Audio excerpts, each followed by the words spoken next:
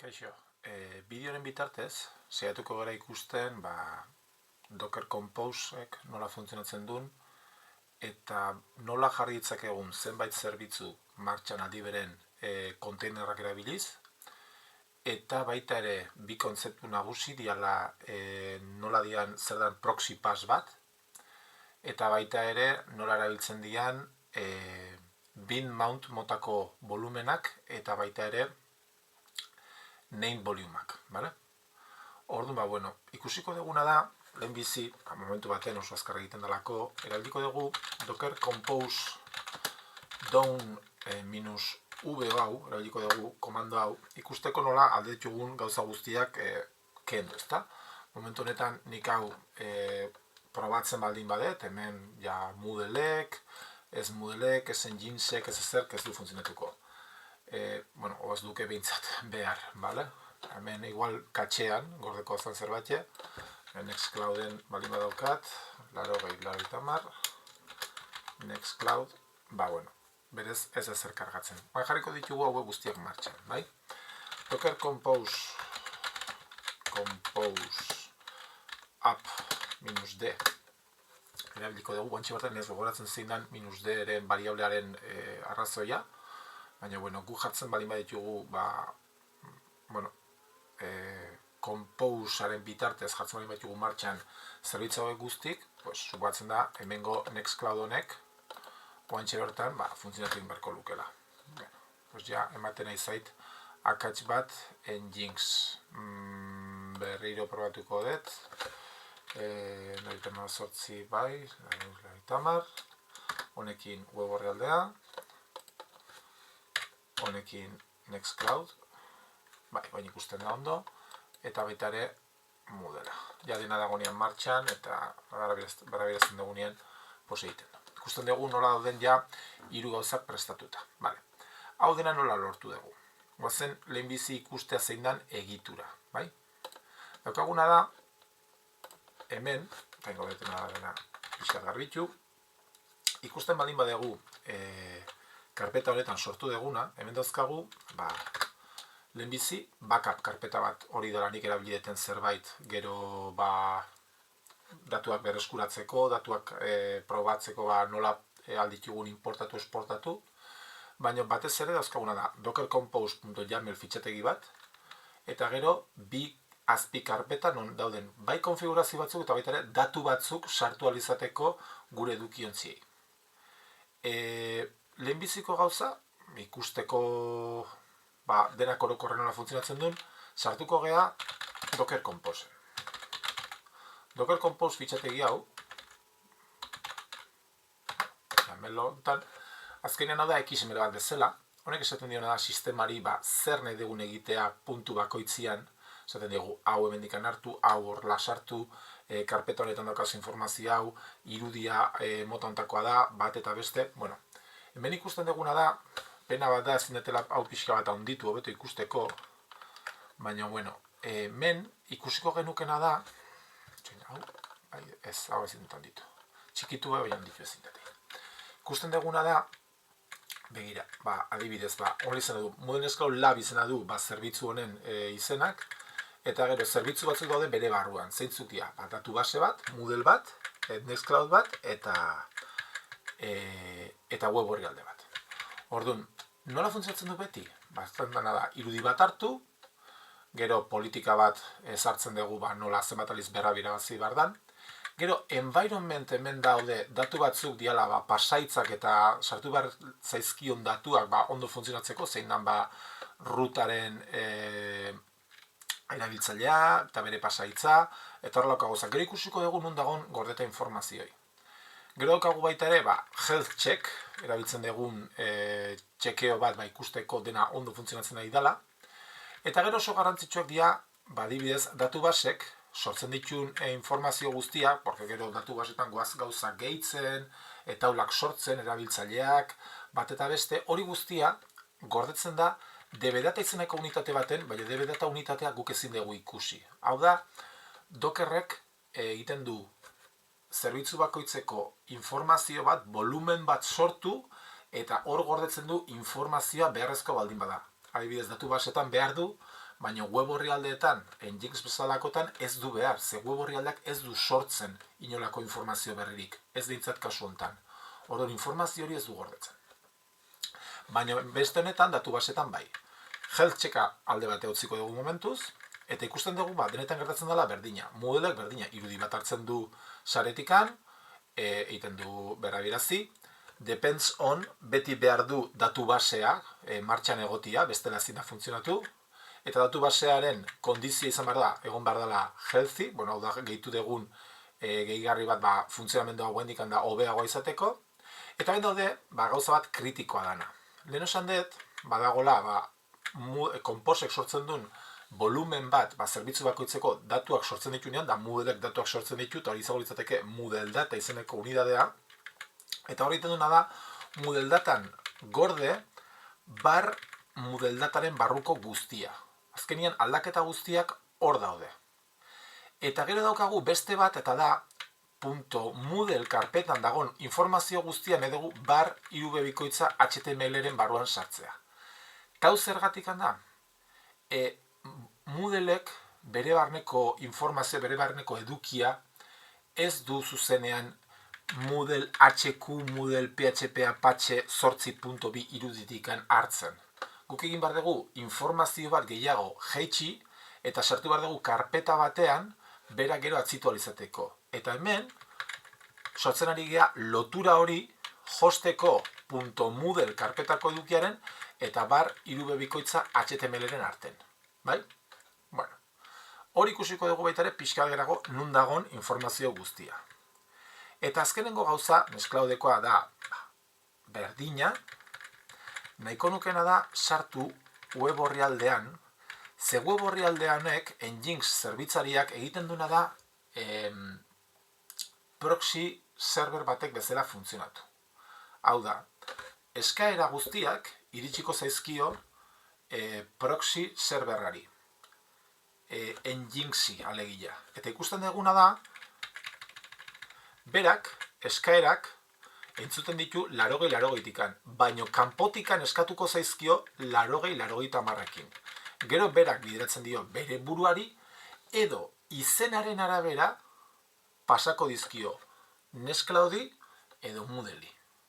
Eta hori egiten du default.confeko fitxategian. Oraingoz, bakarrikan ikusten zuena da, ports hau, datu hau, portuen inguruko informazio bakarrikan Nginxek daukala. Nginxek berak egiten dulako funtzio hori guztia. Ez dugu zerbitzu bakoitzeko informazio bat ematen da esaten portuentatikan zerbitzu ontara jun. Portuentatikan zerbitzu ontara jun. Zergatikan hori egingo bagenu portu guztiak ezingo genituzkelako beti erabili defektuzkoak. Moodlek 80 erabiltzen du.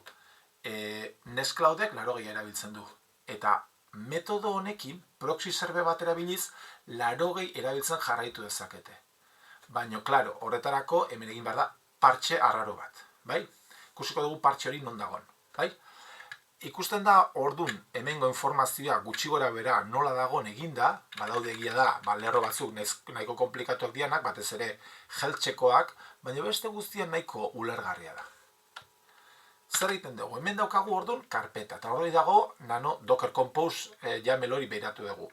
Zer gehiago daukagu hemen barrun? Esan dugu, backup Docker Compose Moodle eta web. Bale. Webean egiten ditugu gauza batzuk bereziak. Orduan, CD weben barrun zer dagoen ikusiko dugu. Daukagu site edo web orrialdearen edukia daukan elementua, eta baita daukagu default.conf. Eta default.confen esplikatzen da ondo nola egiten den proxy pass edo proxy server horren konfigurazioa. Nano default.conf ondan ikusten duguna da, bai, Nginx zerbitzaria dagola entzuten nahiko nuke, hau, argi gutxi, ikusten da, listen, 80-80, hortikan entzuten nahi da, bai? Baino, egiten duena da, location, zuk esate balin badiozu, nahi dezula ikusi, edo health, edo nahi dezula ikusi Moodle, edo ikusi nahi dezula Nextcloud, zehazten balin badiozu karpeta hori, azpian bere barruan dagoen beste hori, kasu honetan bakarrekan erantzuten du, baldin badauka, ondo funtzionatzen ari baldin bada, healtharen informazioa pasatzen dio, eta beste hauetan, egiten duguna da, informazio hori proxy pas baten bidez bideratu dagokion kontainerera. Hau da, esaten diogu, bale, pues juntzatxe Moodle kontainerera 80 portutik. Eta hemen ere, juntzatxe Nextcloud kontainerera 80 portutik. Eta nola daki bat edo bestea? Segun da ze location eskatzen dion. Bai? Hemen gontan, ikusten da, nola location Moodle jartzen balin badegu, ordu esaten du, bideratu ezazu hori Moodlera eta ze portutatikan. Ja, ahaztuz, etorri dan jatorrizko portua. Bai? Hori da proxy pasaren funtzionamendua.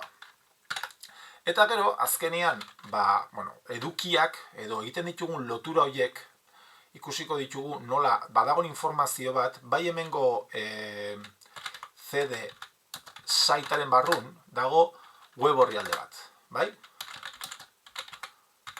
Eta hau da, web orrialde bat estatikoa guk sortu deguna. Eta inbar dioguna da, Nginx zerbitzariari pasa. Zuzenean, lotura bidez esaten diogu hemen daukala eduki hori. Eta berdina egiten dugu Moodleekin. Moodleen daukagu Moodle, hemen daukagu informazio pila bat. Basaten dioguna da, bind volume baten bitartez, eduki hori nun dagoen. Hori lehenoko Docker Compose hontan, atera, ze klaro, Moodleen barru nago, inberdetena da, CD. Eta hemen bai, Docker Compose hemen bai dagoela. Hemen, esaten dioguna da, volumen hauetan, hauek dia automatikoki berak sortzen dituna, baina beste batzuk daude hemen, esan deguna leno. Honek, esaten diona da, hosteko ./Moodleen barruan dagona, pasazazu kontenedoreko bar irubebikoitza HTML-era. Hor dago koxka. Eta web orrialderekin oraindikan argiago ikusiko dugu. Ze web orrialdean daukaguna da, zure default.confa sartu behar dezu, hemengo web azpi karpetan dagon .default.conf hau pasa behar diozu zure etc.nginx.conf.d default.conf barruko informazioan. Hor sartu behar dezu informazio hori. Eta web orrialdea ez daukazuna, pasa behar diozu hemengo websiteen barruko guztia kopiatu user share nginx html karpetara. Eta orduan, hosten dagoen index html hori pasatzen da kontenedoreko karpeta horretara. Orduan, guk egiten ditugu editatu fitxategi batzuk edo sortu fitxategi batzuk gure hostean, baina pasaldizkigu kontenedoreari horrelako estrategiekin. Ez nahaztu hauek beste volum hauekin diala, adibidez Moodleek sortzen duen informazio guztia, hau pasa egiten diogu guk, lehen esan deguna.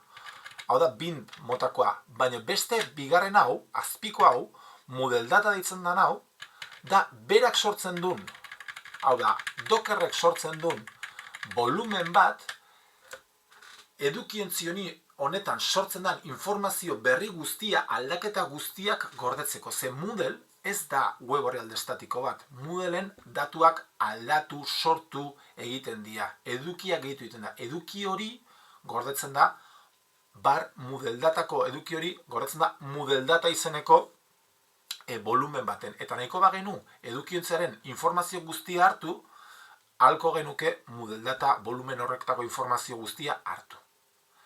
Ados, hor eman ditugu kontzeptu asko, baina suposatzen da hauek guztiak martxan jarrita ondo funtzionatu beharko lukela. Eta azkenengo froga egiteko, probatuko dugu, orain eginan erabiltzen portu pertsonalizatu bat, baina esaten eginan sistemari, bale, Nginx entzuten ari da 80-80tikan. Orduan, eskarak datozenak 80-80tikan, kudeatu 80-80tikan. Bueno, baina esango diogu 80tikan kudeatzeko. Orduan ez dugu portua zehaztu beharko. Iten deguna da, kontrolixa, baietz, hau aldatu, eta lehenoko komandoak. Docker compose down -v, hola, volumenak eta denak eta iten ditugu borratu, vale? Eta gero iten dugu Docker Compose, aurrekoa kopiatu, up, downez, up, minus d. Eta orduan ja orain sortu ditugu berriro, dena egin dugu berrabirazi. Suposatzen da, honek ondo funtzionatzen baldin badula, orain elko degula sartu zerbitzu bakoitzen, baino 80-80 portua zehaztu gabe. Ikusiko dugu ea ondo funtzionatzen duen. Jungo gea beste nabigatzaile batetara, adibidez hauxe. Hemen daukat, esaten diot, 182, 128, bak 34 horrian sartzeko, vale? Ez dut jartzen ezerre. Eta ikusten duzu HTTP normal sartu indala. Ja funtzionatzen ari da. Ez dugu zertan zehaztu 80-80. Zehazten baldin badugu, nahi dugu ikusi Nextcloud, sartzen gen Nextclouden ere, bai? Eta, klikatzen baldin badugu, ea Moodleek zeiten duen, ze Moodle pixkat kiskilosoagoa da, baita ere, sartuko ginateke. Eta hau da beste modu bat. Gertatzen dena da, defektuzko portuak erabiltzea ez dela hain seguro izaten, eta horregatikan, lehenesten dugu batzutan, beste portu batzuk pertsonalizatuak erabiltzea. Ados, hauek zan informazio guztia, klasean aipatutako guztia uste dut errepasatu dugula honekin, eta ea apuntek eta hau erabiliz, aklaratzen gen, eta aldegun denok instalatu. Ados? Venga, gero arte.